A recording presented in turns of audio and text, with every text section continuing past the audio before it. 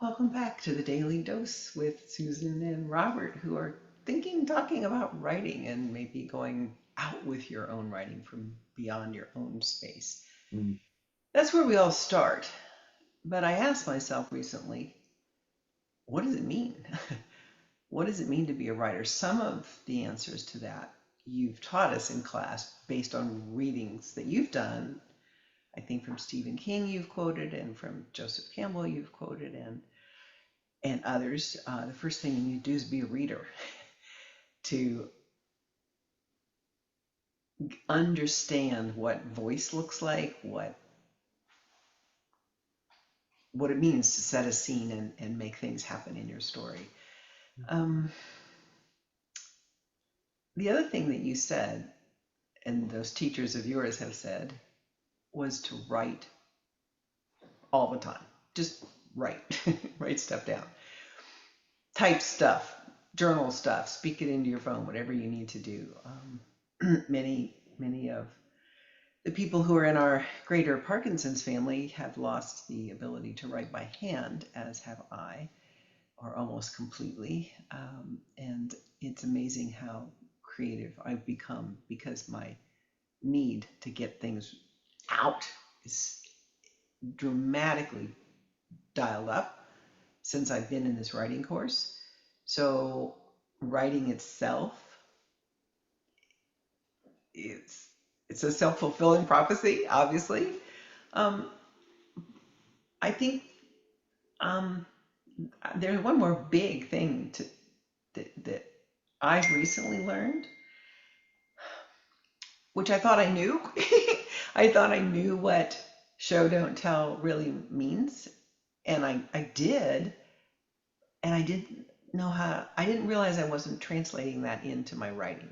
Yeah, let me jump in on that because that's Sure. a great point that, this is assumed knowledge, right? And all of us suffer from that in various ways, right? It's in our head. It doesn't mean it's in our behavior. It doesn't mean it's in anyone else's scope either. You know the example, I say this all the time, of looking at a 10-pound weight and thinking, yep, if I lift that like this, I'll get a bicep. Doesn't make it a bicep.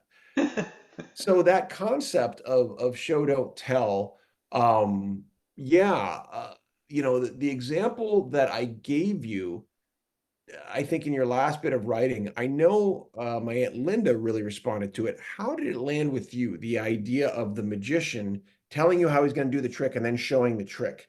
Did that land with you? Sure, Okay. absolutely. Plus, I've actually known some real magicians in the past, and I've been because they were friends. They actually did show me how it worked, and there was a certain kind of coolness to knowing how it worked, Sure.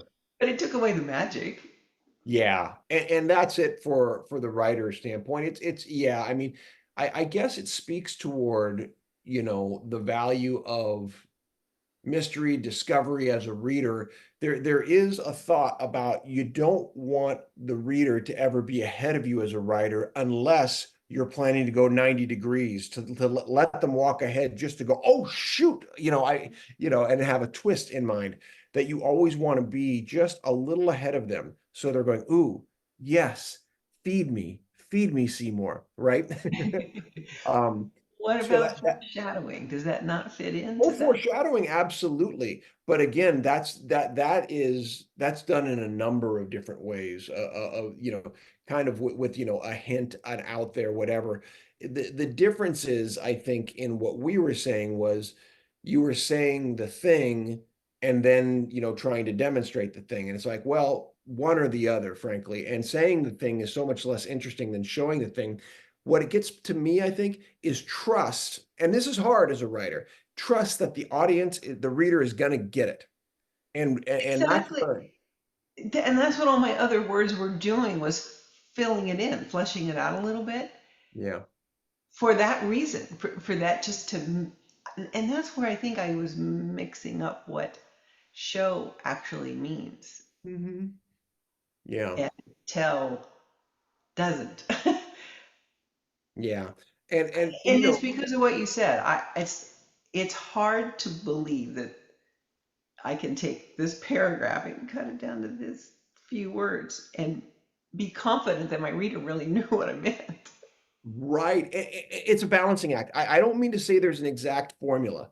I just mean that writers, all of us, and Stephen King is, a master of talking about it and still having a problem with it, are overwriters. He talks about it as having diarrhea of the page, or whatever. It's something with diarrhea, whatever it is. Something graphic, But right? but the idea, and he has in on writing, he has, what a second draft is. He has a formula. It's minus X percent, and he uses that, and this is where a journalistic background, which he had as well, and I do, is very helpful because we're going to overwrite because we don't know what we're saying at first.